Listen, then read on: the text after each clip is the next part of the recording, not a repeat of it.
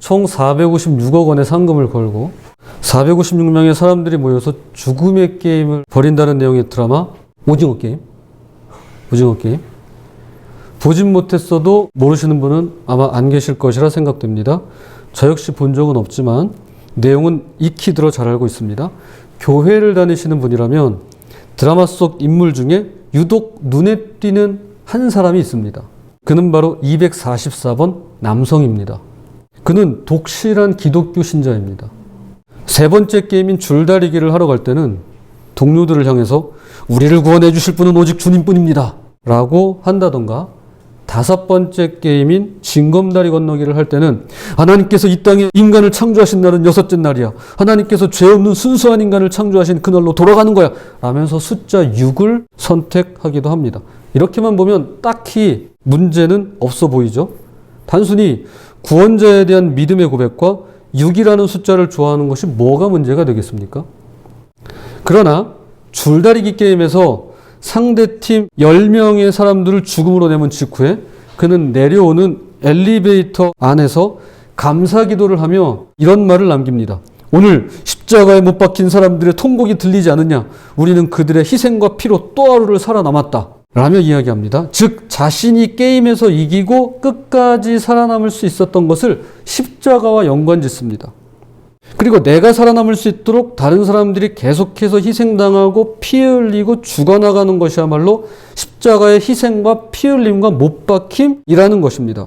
그래서일까요? 그날 밤 작전 회의를 할 때 그는 다음과 같은 말을 자신의 동료들에게 서슴지 않고 내뱉습니다. 약한 쪽을 골라서 우리가 먼저 칩시다. 취침 시간에 불이 모두 꺼지면 약해 보이는 사람들을 먼저 죽이자고 하는 이 기독교인의 섬뜩한 제안이었습니다. 독실한 기독교 신자임을 자처한 그는 자신이 살기 위해서라면 얼마든지 다른 사람을 죽여도 상관없어 했습니다. 내가 살고 내가 구원받기 위해서는 다른 사람들이 짓밟히고 죽어나가는 것은 전혀 문제가 되지 않았습니다. 이것이 그가 말하는 주님의 구원이었습니다. 자신이 살아남기 위해 남들은 다 죽어도 괜찮은 십자가의 희생이었던 것입니다. 그날 밤 오일남이라고 하는 할아버지가 이렇게 소리치죠. 제발 그만해! 이거 아시죠? 이러다가는 다 죽어! 여기에 나오는 대사입니다. 244번 남성의 말과 행동이 몹시나 언짢고 불편한 이유는 그가 성경을 제대로 모른다거나 기독교인임에도 불구하고 전혀 기독교인답지 못해서가 아닙니다. 오히려 그 반대입니다. 성경을 누구보다도 잘 알고 있고 오늘날 기독교 신자의 모습을 너무나 현실감 있게 잘 묘사했기 때문입니다. 열렬하고 열성적인 신자들에게서 볼 수 있는 기독교의 맹점을 아주 정곡으로 찔렀기 때문입니다. 촌철살인이라고 하죠. 아주 작은 쇠붙이로 사람을 죽일 때 쓰이는 말인데 이 244번의 대사 몇 마디가 교회의 급소를 아주 정확히 찔렀기 때문입니다. 오늘날 교회는 더 크고 더 많고 더 높고 더 강하고 더 빠르게 부흥하고 성장하기를 원합니다. 사실 이건 올림픽 슬로건입니다. 시티우스, 알티우스, 포르티우스. 더 빠르게, 더 높게, 더 강하게 원래 올림픽 슬로건입니다. 그래서 언젠가부터 우리 교회는 나를 희생해서 다른 사람을 살리기보다는 내가 살기 위해 다른 사람들을 희생시키는 것에 대해 더 익숙해진 것은 아닌가라고 하는 의문이 듭니다. 코로나19를 통해 여실히 드러난 교회의 민낯이란 바로 이런 것이죠. 교회가 살기 위해선 예배를 살려야 하고 예배를 살리려고 보니 지역 주민과 이웃들을 희생시켜야 하는 어떤 모순의 구조가 생겨나더라는 것입니다. 그러나 불행인지 다행인지 드라마 오징어 게임에서는 또 한 사람의 등장인물을 통해서 그 구조를 한번 비틀므로써 오늘날 교회가 바로잡아야 할 그 모순을 고발합니다. 네 번째 게임은 구슬치기였습니다. 두 사람이 하는데 두 사람 중 한 명만 살고 나머지 한 명은 죽을 수밖에 없는 죽음의 게임이었습니다. 여기서 살아남으려면 온갖 수단과 방법을 총동원해서라도 어떻게든 상대방을 반드시 이겨야만 자신이 살 수 있는 것입니다. 그런데 지영이라고 알려진 240번 여성은 일부러 자신의 구슬을 떨어뜨림으로써 상대방을 이기게 해줍니다. 즉 자신을 희생시켜서 다른 사람이 살아남도록 합니다. 감독은 그녀를 통해 예수 그리스도의 십자가 정신이 무엇이며 우리가 바로잡고 회복해야 할 교회의 정체성이 무엇인지를 명확하게 보여줍니다. 오늘 우리가 읽은 본문의 다니엘, 하나냐, 미사엘, 아사랴 이 네 사람의 삶이 꼭 그러했습니다. 마른 하늘의 날벼락이라고 어느 날 갑자기 바벨론 왕궁에 피바람이 불어닥칩니다. 다니엘 2장 13절입니다. 왕의 명령이 내림에 지혜자들은 죽게 되었고 다니엘과 그의 친구들도 죽이려고 찾았더라. 포악하고 변덕심한 느부갓네살 왕의 어명이 떨어지기를 궁궐 안에 있는 모든 지혜자들, 개역 한글에는 박사라고 되어 있는데요, 죽이라는 것이었습니다. 여기서 지혜자들 또는 박사는 우리가 흔히 말하는 똑똑한 사람, 지혜가 많은 사람이 아닙니다. 그 당시에는 마술사, 주술사, 점성가, 무당 등을 통칭해서 이렇게 불렀습니다. 지혜자라고. 그런데 이들이 한날 한시에 다 죽게 생겼습니다. 여기에 포로로 끌려와 한창 바벨론 학문을 배우며 수습기간을 보내고 있는 다니엘, 하나냐, 미사엘, 아사랴와 같은 이 지혜자 후보생들 또한 예외가 아니었습니다. 처음 느부갓네살 왕은 3년의 기간을 두고 이들을 교육시켰습니다. 이들에게는 왕이 먹는 음식과 왕이 마시는 포도주가 3년간 제공되었다고 말씀은 기록합니다. 그런데 오늘 우리가 읽은 다니엘 2장에 오면 2년째 되는 해라고 말합니다. 아직 3년이 되기 전이에요. 지금 다니엘과 세 친구를 비롯한 나머지 훈련생들은 교육이 채 끝나기도 전입니다. 관리로 임명되지도 않은 상태입니다. 아무것도 모르는 포로이자 학생일 뿐입니다. 그런데 어떻게 됩니까? 다 죽게 생겼어요. 느부갓네살 왕이 이쪽 분야에 종사하는 관련자들을 찾아내 나이 불문하고 현직 관리든 학생이든 상관없이 모조리 죽이라는 것입니다. 상황이 급박하게 돌아갑니다. 도대체 왕에게 무슨 일이 있었던 걸까요? 자, 다니엘 2장 1절. 느부갓네살이 다스린 지 2년이 되는 해에 느부갓네살이 꿈을 꾸고 그로 말미암아 마음이 번민하여 잠을 이루지 못한지라. 발단은 느부갓네살 왕이 꾼 꿈 때문이었습니다. 꿈자리는 비숭숭했습니다. 왕은 밤새도록 한숨을 못 잤습니다. 다음날 아침 용하다는 지혜자들을, 박사들을 모두 불러들여 이렇게 말합니다. 짐이 어젯밤 한 꿈을 꾸었소. 내가 무슨 꿈을 꾸었는지 그대들은 말해보시오. 무슨 만우절 농담도 아니고 본인이 꾼 꿈을 알아맞추라니요. 점쟁이와 술사들은 처음에 장난처럼 들렸을 것입니다. 왕이여 만수무강하옵소서. 그 꿈을 종들에게 말씀해 주시면 저희가 해석하여 드리겠나이다. 그런데 그 즉시로 불호령이 떨어집니다. 다니엘 2장 5절 6절입니다.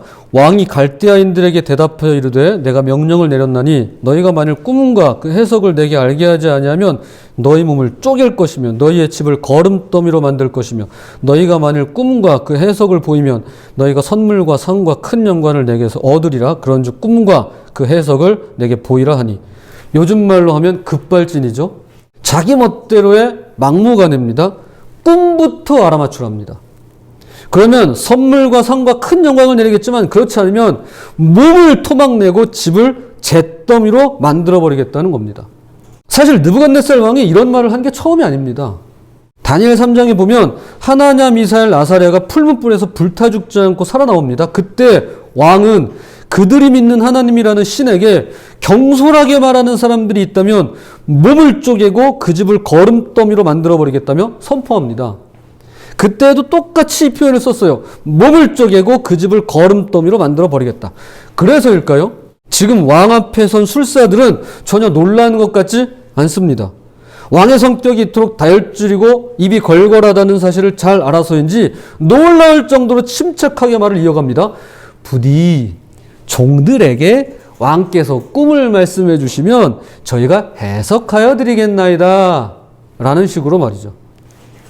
그러자 왕이 더 화를 내며 큰 소리로 시간 끌지 말라고 외칩니다. 만약 꿈을 말해주면 그게 해몽이랍시고 거짓을 말하고 그저 시간이 흐르고 상황이 바뀌기만을 기다린다는 사실을 이미 다 알고 있다는 것입니다. 그러니 지금 당장 꿈도 말하고 해몽도 말해보라는 것입니다. 분위기가 심상치 않음을 눈치챈 주술사들이 이번엔 읍소하듯이 말합니다. 폐하, 과거에 어떤 왕도 이런 걸 요구하지 않았습니다. 꿈 내용을 알아맞힐 수 있는 사람은 인간이 아닙니다. 오직 육체가 없는 신들만이 이 일을 할 수 있을 뿐입니다. 그 말이 끝나기가 무섭게 결국 왕은 모두 죽이라고 명령을 내립니다.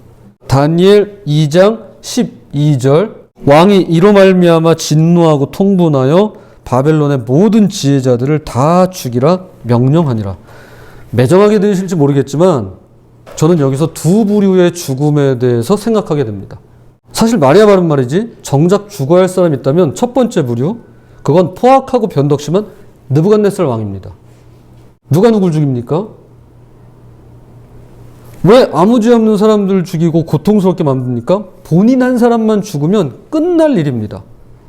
타인의 고통과 생명이 어찌됐건 자기 욕망에 눈이 먼 지도자 한 사람만 죽으면 다 해결될 일입니다.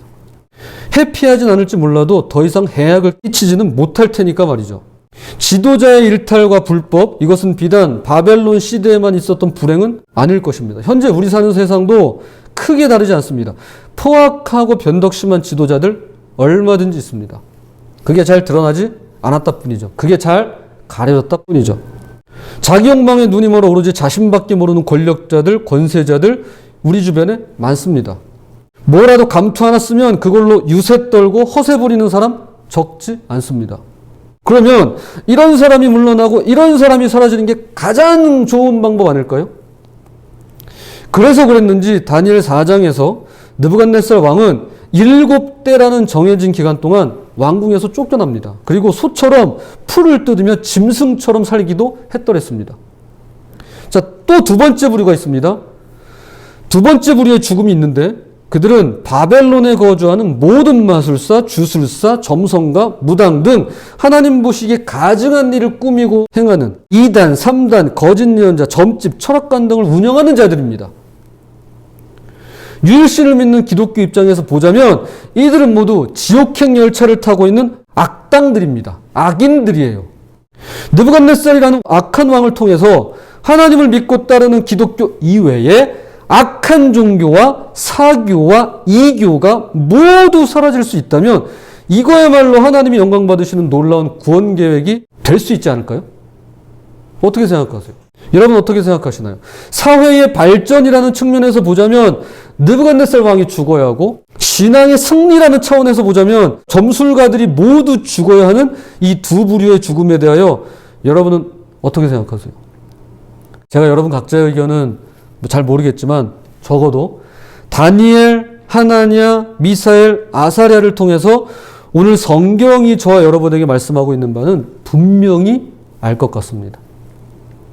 결론부터 말씀드리자면 이 네 사람은 어떤 경우에라도 생명을 소중히 여겼습니다. 무엇보다도 생명을 귀하게 보았습니다. 어떤 상황과 순간에라도 생명을 함부로 여기지 않았더랬습니다. 하나님을 믿든 안 믿든, 하나님을 알든 모르든, 하나님을 인정하든 거부하든, 심지어 하나님을 높이든 깔보든 그것은 이 네 사람이 판단할 문제가 아니었습니다. 이들이 판단할 수 있는 것은 오로지 모든 생명이 내 생명만큼이나 소중하다라는 것이었습니다. 내 생명이 소중하면 너의 생명도 그와 똑같은 무게로 소중하다라는 것이었습니다. 이들이 다른 사람들의 생명을 얼마나 소중히 여겼느냐, 두 가지로 한번 말씀을 나눠보겠습니다. 첫 번째, 다니엘은 그들을 살리기 위해 용기를 냅니다. 용기를 내요. 살리기 위해 용기를 냅니다. 제가 저희 셋째 딸에게 가장 많이 하는 말 중에 하나가 이겁니다. 용기.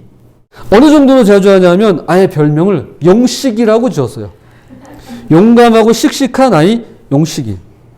오늘 아침에도 용식이라고 하는 이름을 부르며 노래를 불렀더랬습니다. 그런데 참 이상하죠? 용기가 가장 필요한 순간은 역설적이게도 용기가 가장 나지 않을 때입니다. 용기가 필요한 그 순간에 도무지 용기가 생기지 않을 때가 많습니다. 그런데 놀랍게도요, 이것이 하나님께서 저와 여러분, 우리 사람들에게 복을 주시는 방법입니다. 미움이 가득한 우리에게 사랑이 필요할 때 그분은 사랑이 담겨있는 택배를 집 앞으로 배달해 주시지 않습니다. 대신 우리 안에 이미 선물로 넣어주신 그 사랑을 발휘할 수 있도록 기회를 주십니다. 즉 사랑을 베풀 기회를 주시죠. 사랑이 전혀 나오지 않을 것 같은 그런 기회를 주셔서 사랑이 나오게끔 해주십니다. 불신 가운데 있는 우리에게 믿음이 필요할 때도 그러합니다. 이미 우리 안에 선물로 주신 그 믿음을 발휘할 수 있도록 기회를 주십니다. 소망도 그렇고 인내도 그렇고 온유도 그렇고 친절도 그렇고 거룩함도 그렇고 그분의 형상을 따라 지음받은 우리가 그분의 형상을 발휘할 수 있도록 기회를 열어주십니다. 다니엘은 그 기회를 붙잡고 놓치지 않았습니다. 다니엘 2장 16절입니다. 다니엘이 들어가서 왕께 구하기를 시간을 주시면 왕에게 그 해석을 알려드리이다 하니라. 자, 지금 왕이 명령을 내린 직후입니다. 다 죽여! 명령을 내린 직후예요. 근데 잠시 뒤에 누가 들어왔어요? 다니엘이 들어와요. 여러분, 다니엘은요, 그냥 막 들어갈 수 있는 입장이 아니에요. 관리고 뭐고 아무것도 아닙니다. 자기 목숨 걸고 들어가는 겁니다. 지금 왕을 찾아간다는 것은 무모하기 짝이 없는 행동입니다. 불난집에 부채질 정도가 아니라 아예 유조차를 몰고 돌진하는 격이에요. 그럼에도 불구하고 다니엘은 용기를 내서 약간의 말미를 주시면 왕의 꿈도 해석도 모두 알려드리겠다고 말한 것입니다. 아직 교육을 다 끝내지도 못한 인턴 주제에 하급 관리도 모두 아무것도 아닌 포로 주제에 왜 이렇게까지 용기를 내어 무모한 일을 자청하는 걸까요? 자신과 친구들도 죽음을 맞이하겠지만 이 땅의 모든 지혜자들, 그 지혜자들이 결국 누구예요? 무당, 점술가, 그런 사람들이에요. 그들이 아무 죄 없이 죽어야 하는 것을 그저 보고만 있을 수만은 없었기 때문에 그러합니다.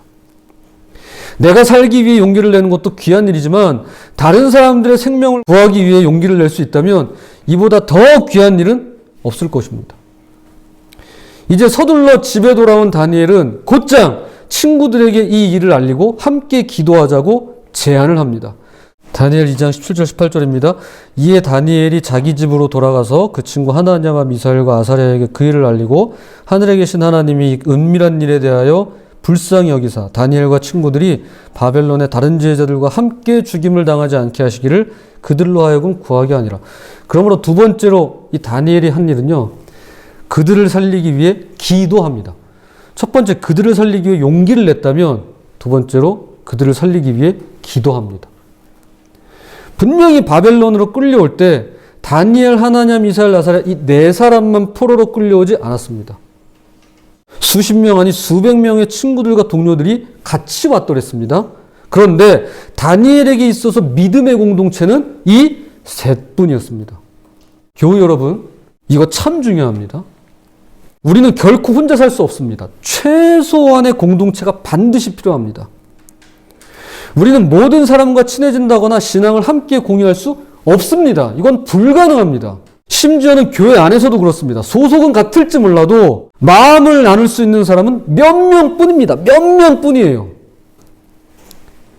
이 안에서 내가 마음을 털어놓고 격려받고 나를 지탱해주고 받쳐줄 수 있는 공동체가 반드시 있어야만 합니다.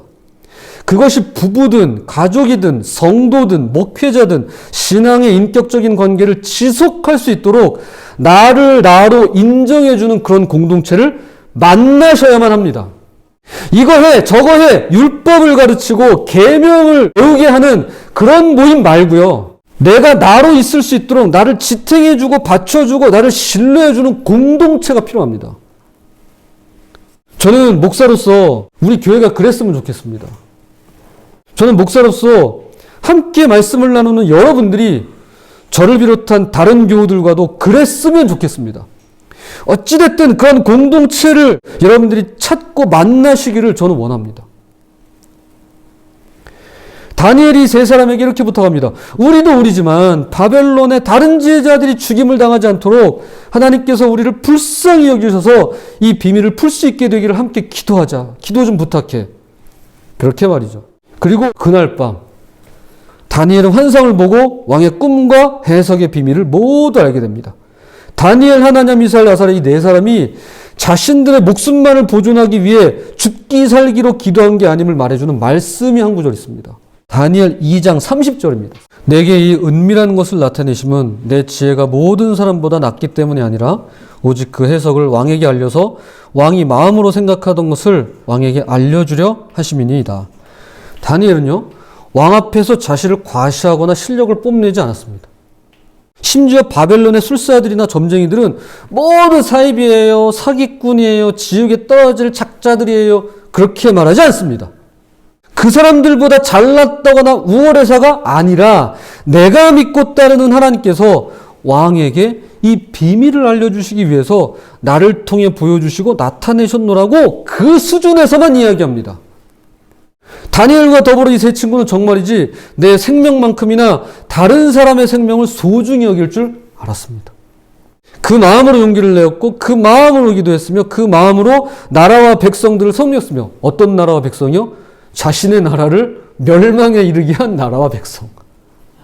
그리고 심지어는 그 마음으로 우상에 빠져 있는 자들, 가증스러운 자들, 점술가들, 그런 사람들의 생명조차도 어떻게 합니까? 지켜내고 있는 것입니다. 자, 이제 말씀의 결론을 맺겠습니다. 기독교는 남을 밟고 일어서는 종교가 아닙니다. 남을 희생시켜 내가 살아남는 것은 신앙이라고 말하지 않습니다. 그건 자신의 욕구를 채우고자 잘 포장된 신념이라고 하는 것입니다. 교회 여러분, 혹시 그럴 일은 없겠지만 지도자 중에 죽도록 미운 그런 사람 혹시 있으실까요? 물론 없으시겠지만 혹시라도 우리 주위 분들 중에 꼴 보기 싫고 역겹고 없어지면 좋겠고 눈앞에서 사라졌으면 하는 그런 사람 있으실까요? 예, 없었으면 좋겠어요. 그러나 만약에 혹시라도 그런 사람이 있다면, 생각해보니까 한 명 있네. 있다면 혹시라도 앞으로라도 그런 사람이 생긴다고 한다면 여러분 이 질문을 꼭 기억해 주시길 바랍니다. 누가 다니엘처럼 생명을 존중하는 마음으로 용기를 내시겠습니까? 누가 다니엘처럼 생명을 존중하는 마음으로 용기를 내시겠습니까? 누가 이 세 친구처럼 생명을 살리기 위해 기도를 시작하시겠습니까? 누가 그 생명을 살려내기 위해서 기도를 시작하시겠습니까? 부디 주님이 주신 생명 귀하게 여기시고 내 생명만큼이나 다른 이들의 생명도 천하보다 귀함을 잊지 않고 존귀히 여기게 되시는 저와 여러분이 되시기를 주님 이름으로 부탁을 드립니다. 자, 기도하겠습니다.